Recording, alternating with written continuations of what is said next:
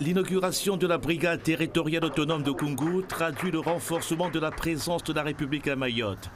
Cette tenue de l'engagement de l'État envers les Mahorais coïncide avec la montée de l'inquiétude sur l'île suite à l'éclatement de la crise aux Comores.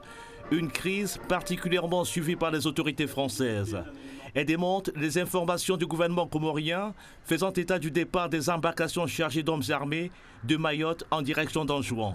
Il n'y a pas de trafic d'armes entre Mayotte et les Comores. Ici, il n'y a jamais eu, on ne trouve pas de Kalachnikov à Mayotte, il n'y a jamais eu ce type de trafic identifié. Je tiens à ce que ce soit dit clairement. Après, vous savez, tout peut se dire, tout peut se commenter. Il faut être très vigilant sur ce qui est dit, parce que cela peut avoir des effets de déstabilisation sur notre propre territoire.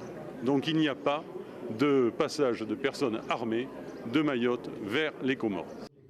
L'État annonce la mise en place d'un dispositif spécial pour prévenir les effets néfastes de la crise comorienne actuelle sur Mayotte. La brigade territoriale autonome de Koungou et toutes les autres unités de la gendarmerie sont en charge de ce dispositif. Nous avons déployé, sur la demande de l'autorité administrative, un dispositif terrestre et maritime qui, à l'heure où on parle, voit des embarcations patrouiller sur le secteur qui pourrait être concerné, donc sur les façades nord-est et nord-ouest du département, autant que sur les axes de ce secteur, pour faire face immédiatement, donc sur les approches maritimes du département, à toute tentative d'accostage par des gens qui arriveraient d'Anjouan. Lors d'une conférence de presse tenue un peu plus tôt à Mamoudzou, Mansour Kamardine a proposé l'interdiction de la circulation entre Anjouan et Mayotte. Il met en garde contre les risques de déstabilisation du 101e département français.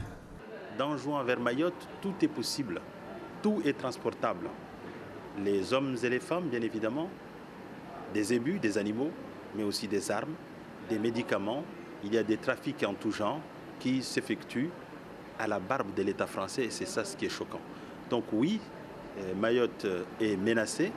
Je crois que nos services de renseignement le savent, qu'il y a des armes qui circulent ici qui sont en provenance d'Anjouan. Le parlementaire mahorais redoute une aggravation de la crise aux Comores. Pour lui, si les affrontements sanglants entre militaires et manifestants à Anjouan se poursuivent longtemps, c'est toute la région qui pourra s'embraser.